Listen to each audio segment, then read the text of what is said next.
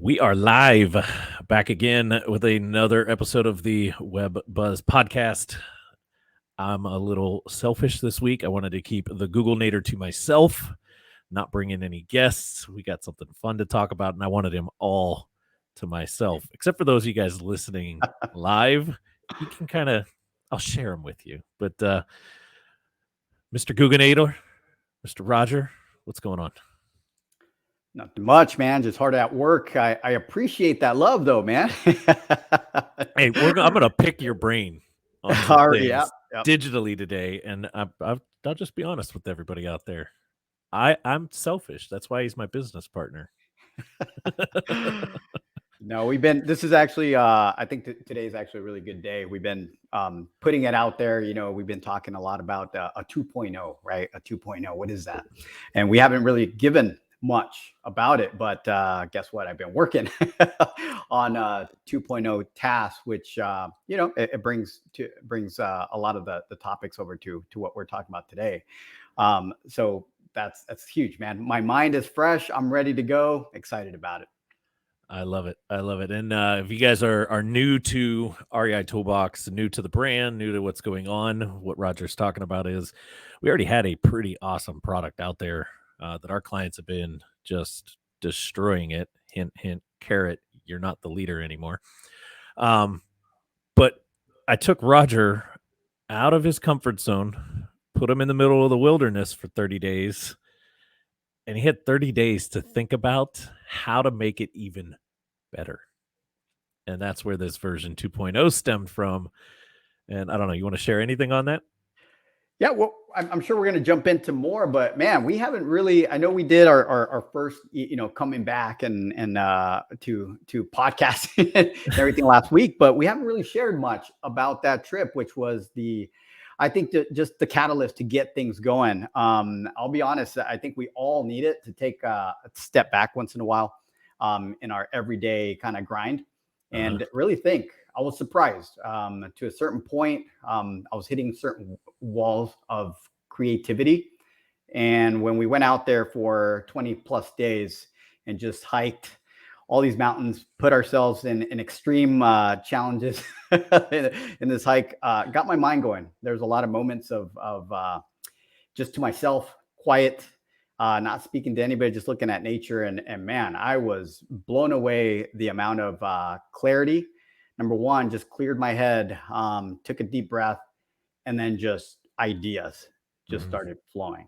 So excited for not only this podcast, not only kind of where we're heading with our vision, but the next couple months, man, I think people are going to be really, really surprised and excited, I think, with what we're going to be coming out with. So I agree. And I think to your point, I think we're finally settled back in enough that it might be time to schedule maybe a fun little webinar or something. And we just chat with everybody about that trip and what came out of it. And I think we're far enough along where you can start to share a little bit more of this 2.0. But we've got a great episode for you guys today. So if you're just jumping on in the live side of things, sit down, strap in, get ready. If you're listening to this later, one of the podcast players, YouTube, any of that stuff, I highly encourage you, hit pause, go grab something to take some notes with, because we're going to get into some stuff. But you ready to kick it off? You ready to disclose some value? Let's do it, man. Let's do it. Let's do it.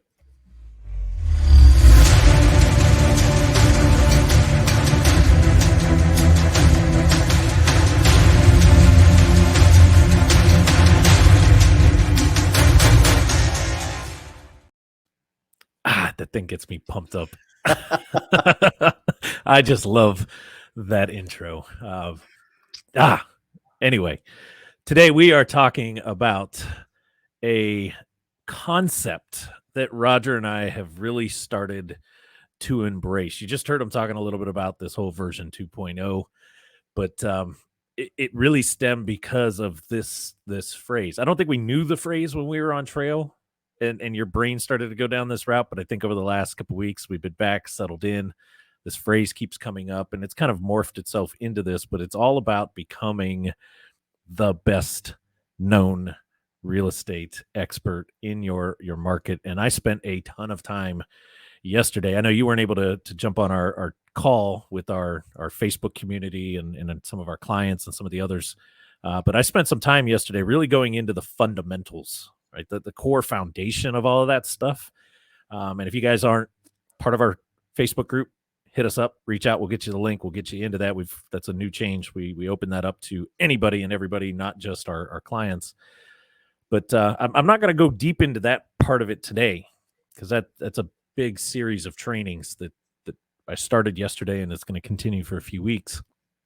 But I want to start by just, Roger, answer that question for a second.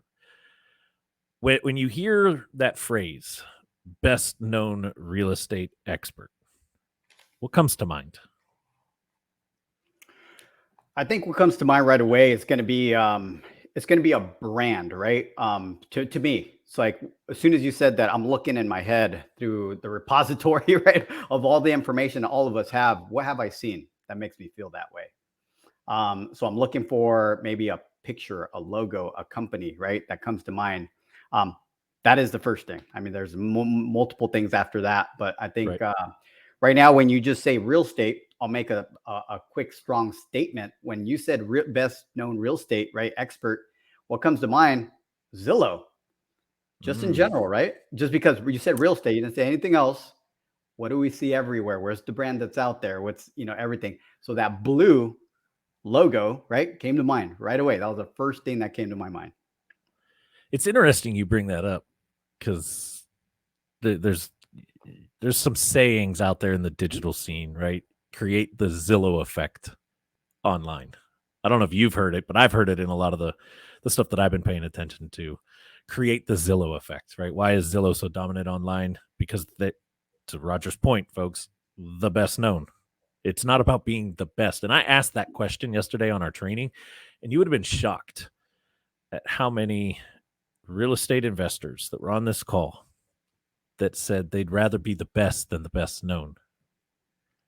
Until we started to break down what it really means to be the best known and how does that play into becoming the best, and the light bulb moments were all over the place. So I've got a couple things that I want to get us started on, but anything that you want to kind of shed some light into first before we kind of get deep into this topic, because we're talking about becoming best known because there's no lie, the market's shifting and some things are going to change, and now's a really good time to go all in on getting yourself known in your marketplace. Yeah, no, the only thing I want to add to that is just kind of as we go through this conversation and really kind of dissecting kind of the process of what becoming the best known is all about. Make sure that you're paying attention to the different phases, because a lot of us try to jump to, too many phases ahead when you haven't completed your foundational phases, right? So I think that's core as we go through this. Absolutely. So I want to start off kind of setting the tone here. I just said there's no lying. The market is shifting, right? The real estate scene, the real estate market in general is starting to shift yet again. We saw the shift COVID time, right? Things kind of skyrocketed up. Our clients, real estate investors specifically, were doing a lot of, I don't want to say complaining, but they were noticing that, hey, it's getting tighter. It's getting harder to make deals happen because it was just so easy for somebody to just slap up a property on the MLS, say that they were selling their home, and I mean, within matters of minutes, hours, maybe a day or two, they had offers flying in. But we're seeing the shift the other way now, and I think it's just going to continue. And as I was studying this, and we talked a lot about this on our trek, at our nightly conversations over tea, but I was doing some research and I kind of landed on this article by entrepreneur.com. And what caught my eye was they did a really good job of titling their blog. It caught my attention, right? Awareness. But the title says, real estate housing market is shifting. Too many homes, not enough buyers. And this is the complete opposite of what it was just a year, 2 years ago. It was not enough homes and way too many people buying, right? Which is why it was so easy to sell a house. Now, as real estate investors, why is a title like that catch my attention? because immediately I start to think, okay, that means there's not as many buyers out there, or the things are changing in the market, causing less buyers, right? Which means as a real estate investor, I have a better chance now. I have a better opportunity to get in front of these sellers, to educate these sellers, to work directly with the seller.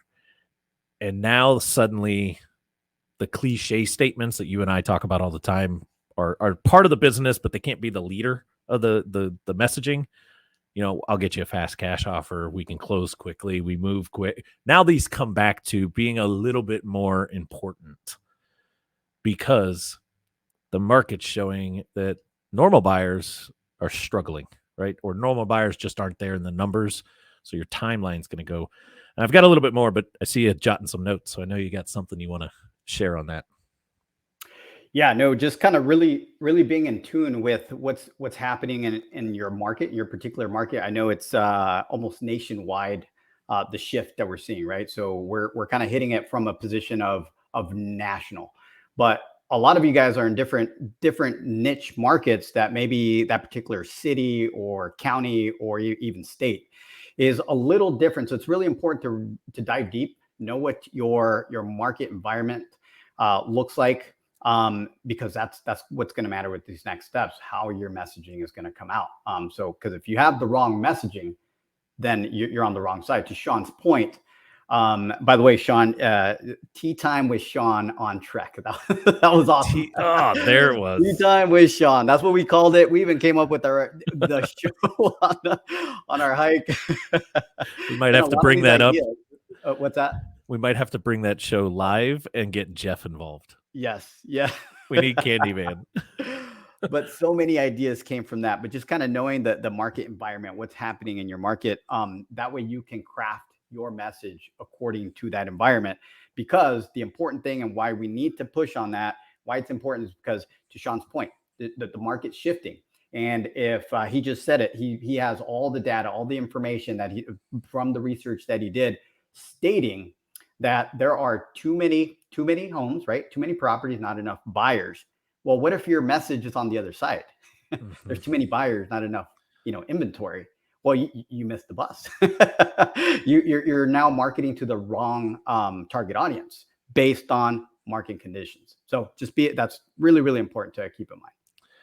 Yeah. So the one really big stat that I want to bring into this, and it'll tie to some of the points I know you want to build off of on this episode here, but same article, folks, but it goes in. I'm not going to read it verbatim because it's like 3 paragraphs. I want to summarize this, but it basically was talking about the once nationwide housing shortage that we were in pre-COVID. Suddenly, COVID kind of amplified the housing shortage, right? Money was cheap. More buyers wanted to do things. There wasn't enough homes for that. It brought the housing market to a point where it was almost the writing was on the wall. It's gonna happen, right? It's gonna burst. It just can't go any higher. And when they actually put data to that, it rose by 20.6% year over year from March 2021 to March 2022. Let that sink in for a second. 12 months, it grew by 20.6%. And then here's where the staggering piece came in. That actually was the largest increase in 30 years. It's only been about 30 years that they've been keeping records like this. That's the largest growth year over year in a 30-year window, which is why a lot of savvy real estate investors were saying, hey, it's going to pop at some point. It just can't keep doing this trend, right? And here's how quick it happened. Same study. They looked at it in early July. So March to July. And in July, the supply of homes versus the demand had plunged to the lowest level since 2012. So let me kind of hit that again and let that sink in. March 2021 to March 2022 hits a 30-year record high in values, pricing. 2 months later, the shortage of homes versus the demand of buyers plunged to a record low since 2012. That's crazy, man. Bam! That quick, That right? could be a drop, mic drop. I didn't have it queued up, but Yeah. you're 100% right.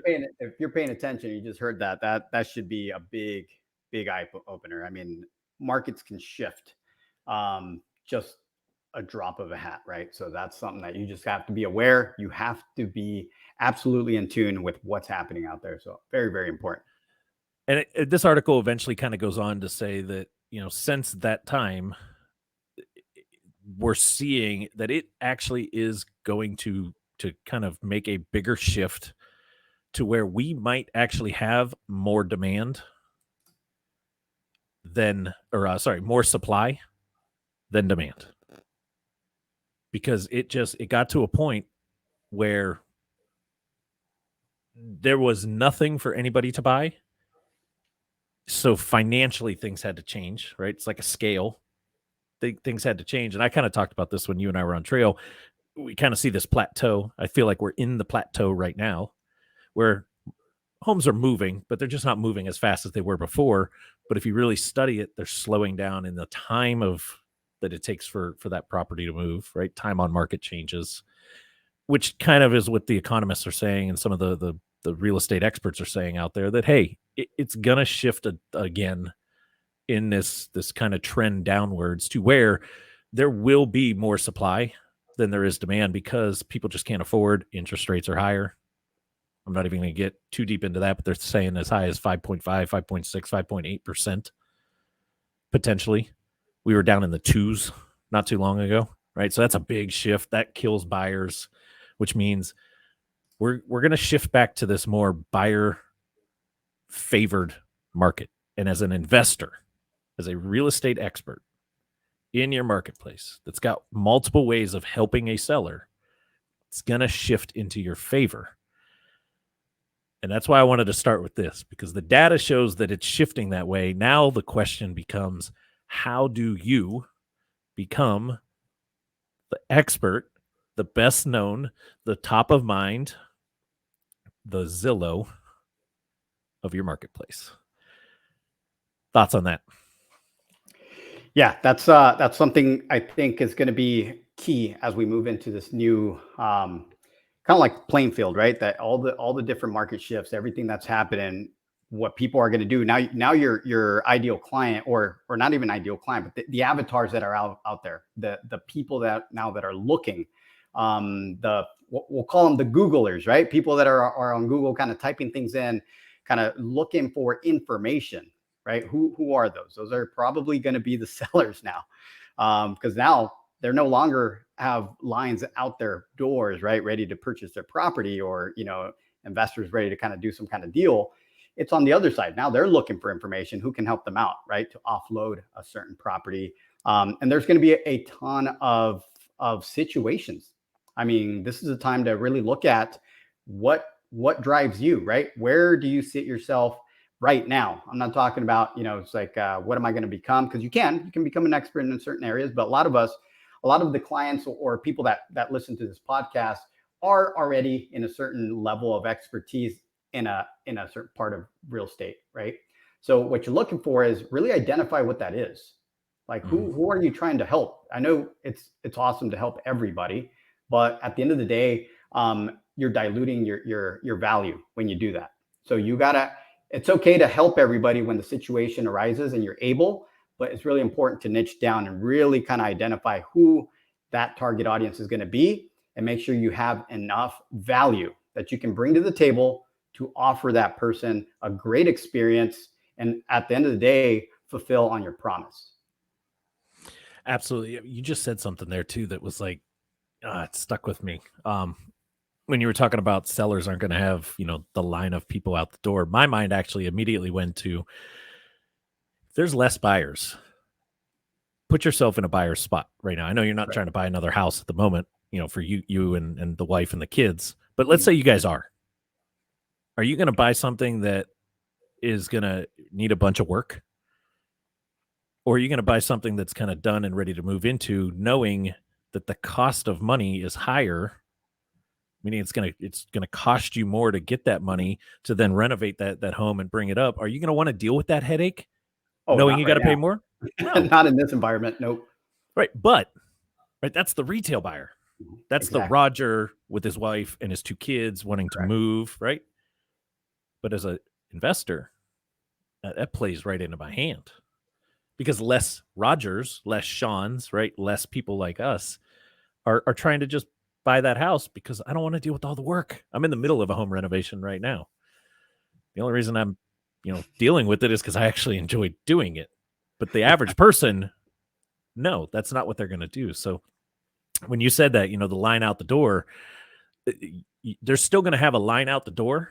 It's going to be the real estate investors, the real estate experts that know how to take that property down, how to renovate it, understand cost of money, and is okay with higher cost of money because they can turn and burn and move and still make money off of that, right? Correct. But that's why it comes down to who's the best known. Yep. Because if you're not best known, you're just another piece of noise yet again on the opposite side of the spectrum this time, right? Yeah, you have to become that person or that company that has that reputation as well, right? Reputation of actually fulfilling. Again, going back to being able to deliver on your promise, it's great to also kind of build that brand, be out there, people recognize it, but you can also make it in a negative way. So if you're not fulfilling on your promise, that can play against you. So it's one of those things that you really got to focus on where you're at and make sure that you have your ducks in a row. In other words, and you're ready and able to fulfill. Because if you can do that and you do the kind of the branding kind of like recommendations and kind of strategies that we're going to be sharing here on this podcast, you're going to be unstoppable, because whoever basically finds you and sees your reputation and you can deliver on that, guess what's going to happen? The digital side will take care of itself, right? Because if you're doing the right things, but the word of mouth offline also takes care of itself as you build this reputation. 100%. And I went over a bunch of offline stuff with our clients. I'll share that here in a second, but you're the Google native for a reason. And I know you've got a list of stuff written down there that you want to kind of like spitfire to everybody on. I love what you just said, by the way. The digital side will take care of itself if you put the work in to Correct. make it take care of itself. Big caveat, right? Big caveat. If Yes. you put the work. Yeah. So what is that work? Sure. So let's start kind of going. We're going to shift a little bit, and I'll kind of take us into the digital world. Right, Sean? I don't want the Matrix. Yeah. I don't want to also take everybody off the mentality of the offline. It has an extremely important piece to this. As people hear your brand, word of mouth, what you're doing offline yourself as well. So look at this as a piece of the puzzle. Okay, what I'm about to share here, but it's a very strong piece, a very important piece. And if you have your pieces together and they start coming together the right way, with the right tone of voice and the message is directed towards the right avatar, ideal client, that's where you become the best known and essentially start dominating that market that you're in. Okay, so let's kind of break this down. I want to share with you what my recommendations are, what a nice playbook for your company, something that you should have available. If you have it, like for example, if you have you use Gmail, for example, you have it in your G Drive, right? So somewhere in a folder that you can share with your team. If you use another platform, that's fine, but just have it somewhere that's easy to access, not only you, but your team as well. That way everything can be consistent. So first thing that should be in that folder should be the logo. So copies of your logo, nice, crisp, clean versions of the logo. So that with the correct, basically the files, the type of files that usually are recommended for print and digital, right? So make sure that you have that. You can get that from your designer, whoever did that. But within the logo, make sure that you look at your logo and it's something that essentially you're proud of, right? It represents your brand. So you want to have that there. It represents your brand. So if you're happy with that, most of you guys are.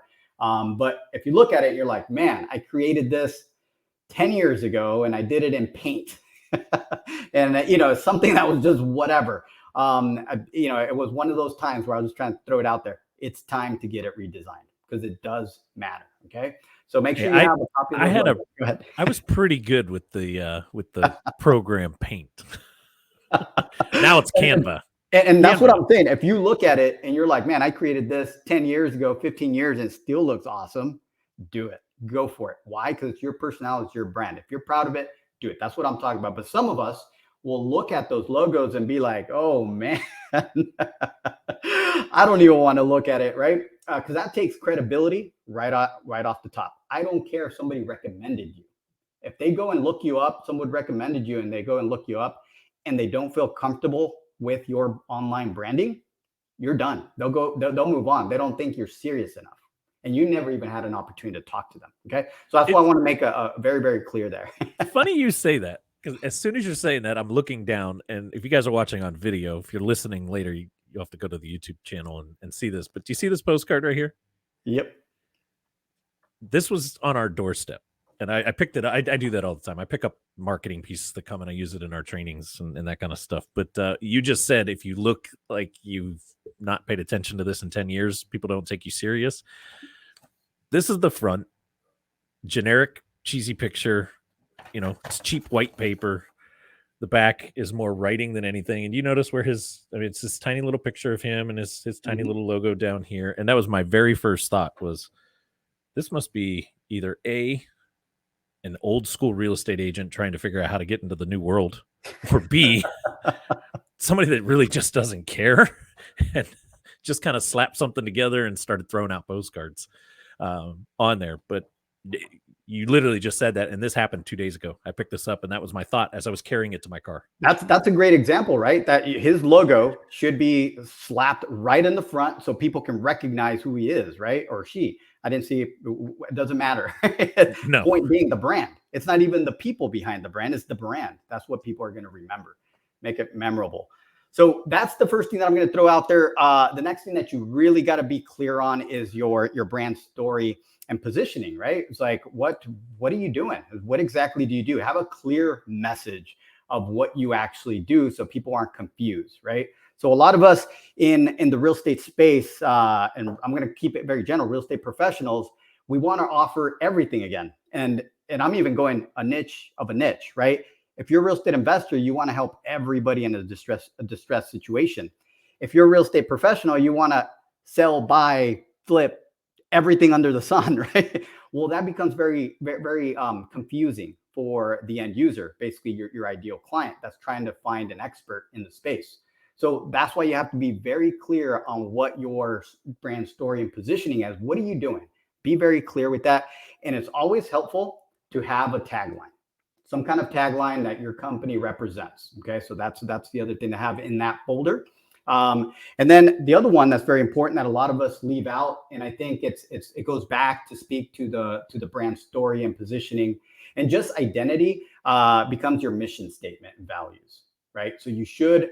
Maybe if you're a one person show, think about it. Do some research. Soul searching. Right? Go for a hike for 23 days.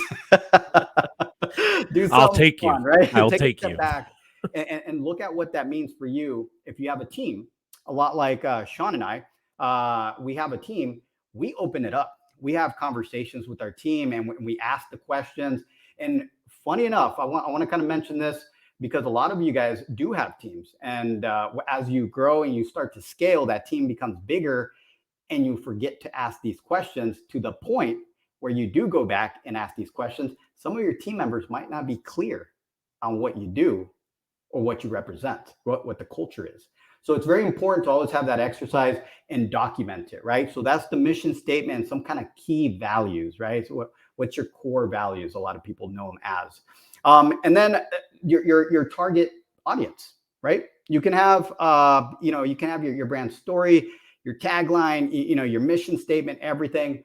And then you have to identify who your target audience is. Okay. Here, we like to use the term avatar just because it's basically, it represents who you're targeting, right? So that avatar, who is it? Be very, very clear, documented, so your team and everybody involved knows who that is. And then what you want to do as well is really think about the tone, right? What I mean by that, like the voice that your company represents, right? If you watch our intro, you know, me and Sean are like, go, go, go. Like we love that excitement, right? You mean this one? Damn, you caught me off guard. Here it is.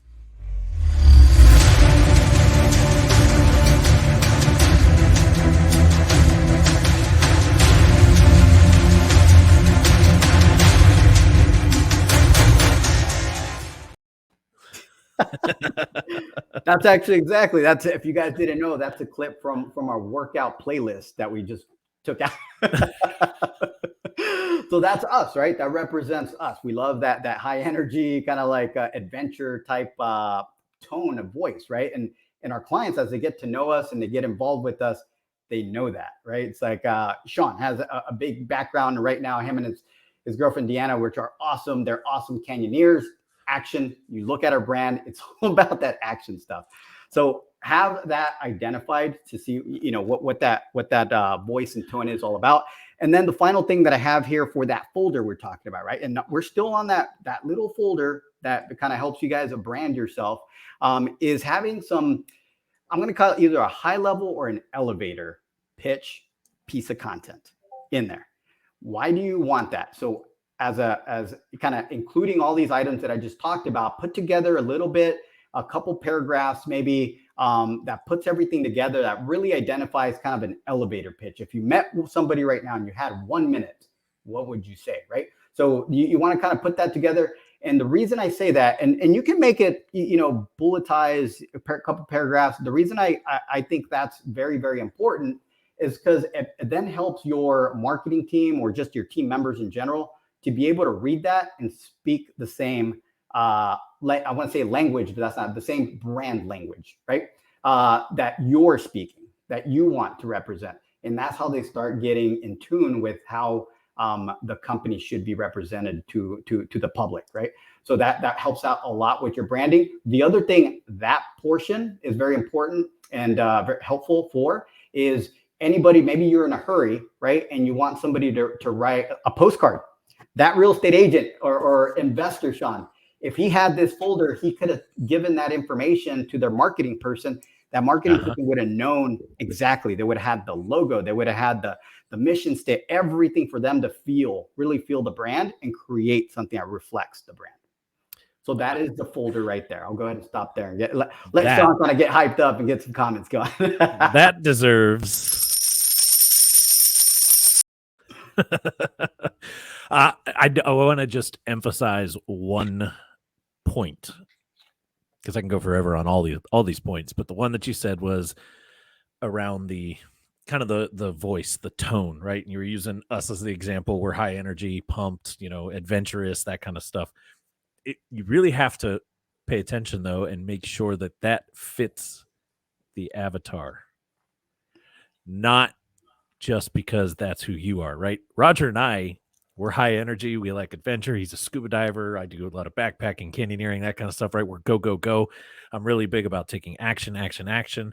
We can get away with that because we attract those type of real estate experts that are not the hobbyist, that are not trying to, you know, just dabble with an investment deal or two. They're just as high strung, high energy, go, go, go, got to make this happen kind of mentality, right? But if, you know, we've got a client that comes to mind. He was on the show last week, Chris and Sal. They deal with people that are in probably the lowest of low moments in life, right? Significant other, family member, something like that. They just lost them or about to lose them. House has got to go through probate. You can't be rah, high energy, wow, you know, go get it, pump the iron in that mentality or to that audience. So their brand tone needs to be a little bit more somber, a little bit more comforting, right? A little more kind of love, cuddle, right? Kind of we're here for you mentality. So just something to kind of amplify that piece, because Roger was 100% correct. The brand needs to have a tone.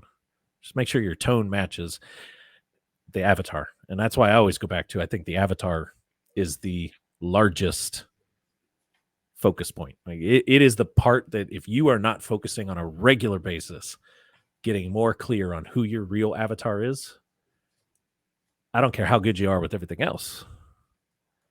It's really hard to become best known because you don't even know who you're trying to be the best known for.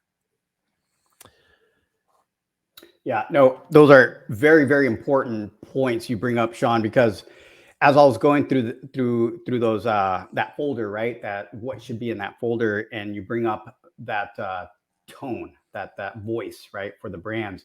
To your point, we're able to do that. It fits, and we roll with it, right? And we share what we're doing, and people get pumped, right? Our clients like, oh, that's awesome, right? I don't know how many times I got, it's like, I wish I can do that, and next time you guys go, I want to go and share more pictures. I mean, it's still going. It's still very new, only a couple weeks old. Maybe we're approaching the month that we've been off trail, but we get that, right?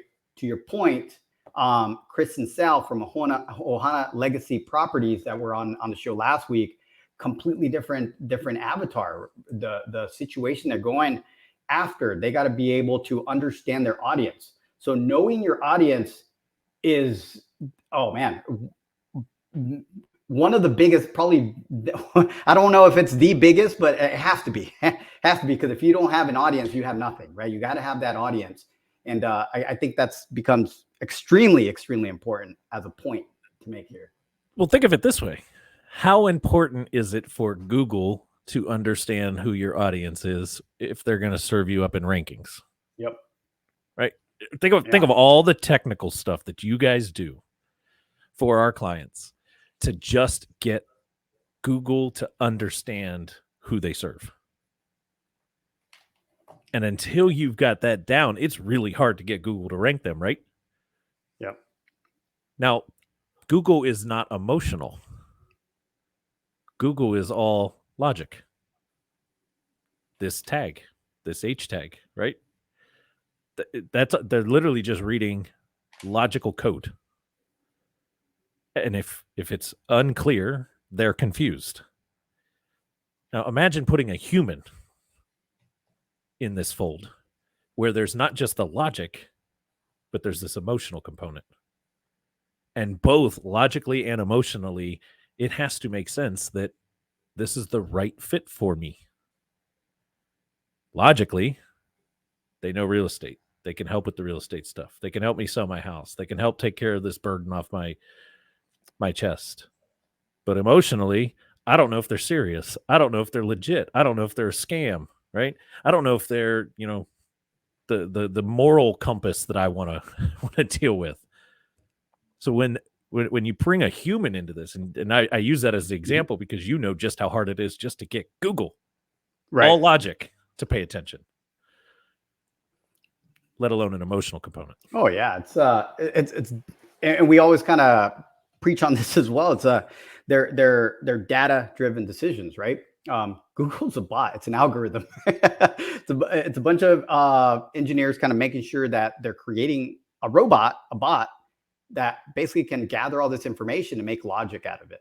Basically, Sean goes on there and he's clicked here and there and he's visited these websites and he's buying this type of product. Man, they can target him perfectly. And some of you guys, I know I get this a lot from my mom, but she'll be like, this is super weird. I was just looking something up and all of a sudden, I got all these ads for this product or, whatever, even now text messages. She's getting targeted with these text messages, and that's all of us. But I'm just using that as an example because it's so fresh in my mind. I was explaining that to her just recently. But just the target, and I want to share a quick example that kind of hopefully drives home the point off of a really, again, it goes back to a book that we read on trail that Sean actually kind of brought to the table. Now I can't stop talking about it and thinking about it and applying it. But it's a book by Patrick Bet-David. If you guys get a chance, called The Next 5 Steps, or Your Next 5 Steps. And in that book, one of the chapters, cannot remember which one, it just came to mind right now, but it was so impactful because I'm remembering it. But he does talk about understanding and knowing your audience, or more understanding your audience, right? Who your audience is. He talks about him going and doing a presentation to a audience of about 20 to 30-year-olds, right? Professionals about to start sales, and they're super excited, super pumped. And he's talking to them about retirement and how they can, save money for the kids' college funds. And next thing he knows, he lost their interest and they're falling asleep, right? And then he goes back to another presentation a couple of weeks later, and he has an audience of between 45 to 55, mature salespeople, things like that. And then he's talking to them about buying a big house and a Corvette and all this stuff, right? And he loses them. Finally, he understands. I'm sure he uses this in the book to make a point, like we are here. But you get where I'm going with it. He was speaking to a completely different audience. It was not the one sitting in that room, right? Correct. So you got to think about it that way. You got to understand that audience, understand what they want, their wants, their needs, their values. If you can get that far, if you can get that data like Google does for us, your money. 100%.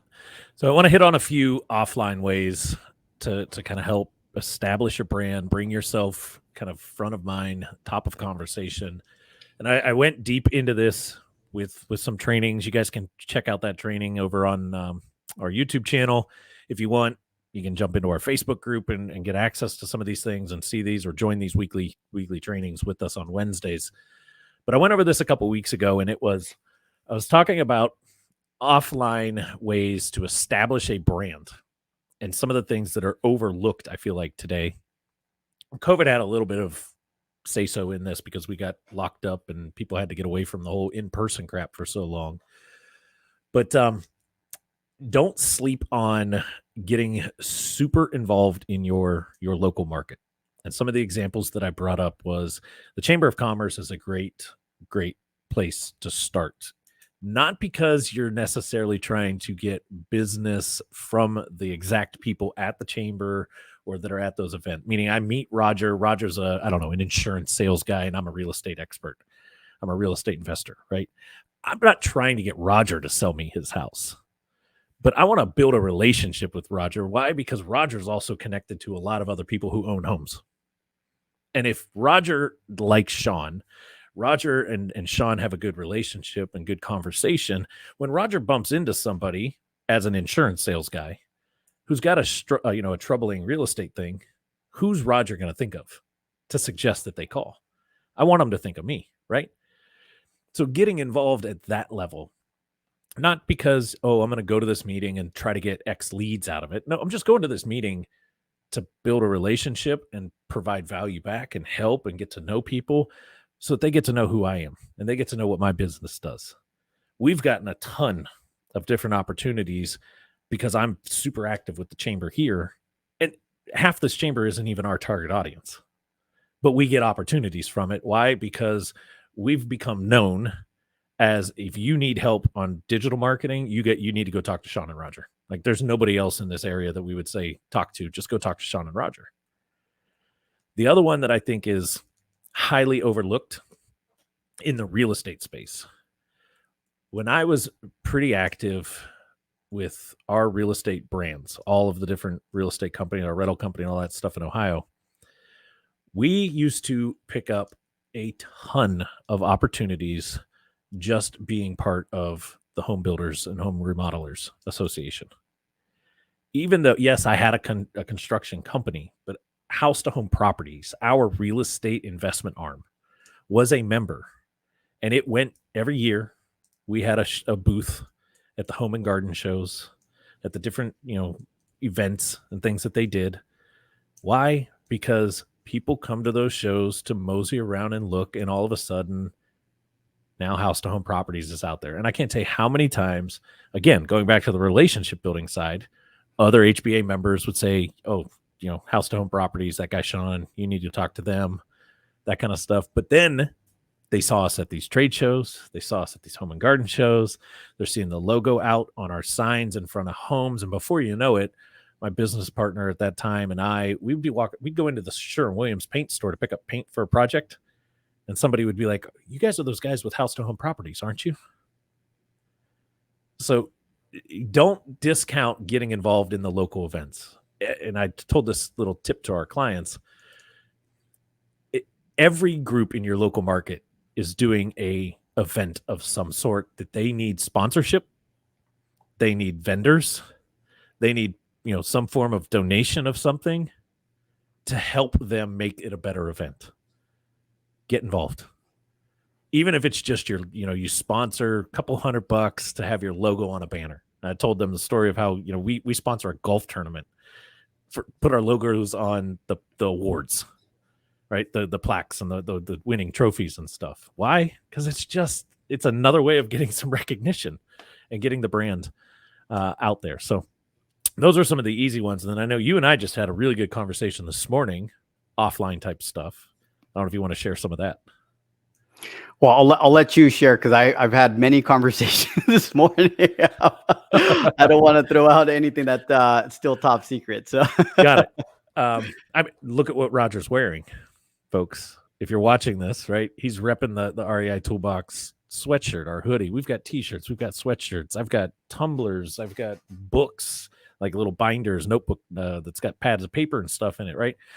We were talking about earlier today, because I had this idea of like, hey, we're in the process of redesigning a pretty cool shirt. And I think it's a really cool shirt. And I was like, we should have it available so that people can get this thing on our website. They could just buy the shirt. And Roger said, screw that. Just get it out there. Just give it to people. Just give away the swag. And it made me think of last week's episode with Chris and Sal. And a simple offline brand building thing that I joke with Sal all the time, that you could tell he's an old medical sales, guy, because he loves to pass out his pens. He loves to pass out his little notepads, little sticky notes.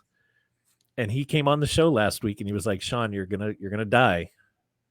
But guess what converted a lead? And it was his notepad. And it had nothing to do with the probate attorney that he gave the notepad to, but that probate attorney is using those sticky notes for his clients. And this particular client, he mailed some paperwork back to this guy, and this guy looked at the sticky pad and was like, who's this Ohana Legacy Properties? And looked them up online and ended up calling him and saying, hey, I was going to go this route, but I think you guys might be the better choice. And they literally got a lead off of offline brand building stuff, like passing out silly swag, right? Sticky notes, pens, this type of stuff. So don't sleep on your local events, and don't sleep on getting yourself some company swag, some stuff that you could just, to Roger's point, just get it out there, get it in people's hands, have people using, wearing, carrying, whatever it is, have them, doing that. And that's where I go back to, if you're paying attention in your local market, there's so many events going on where they need stuff to throw in the check-in bag. Golf tournaments, they always want to put a bunch of stuff in these bags so that it looks like there's stuff in there, right? There's plenty of opportunities that you guys can build your brand offline. But the key to remember is all the stuff that Roger just said from a digital standpoint, because they will look you up. It's not a question of if, it's they will.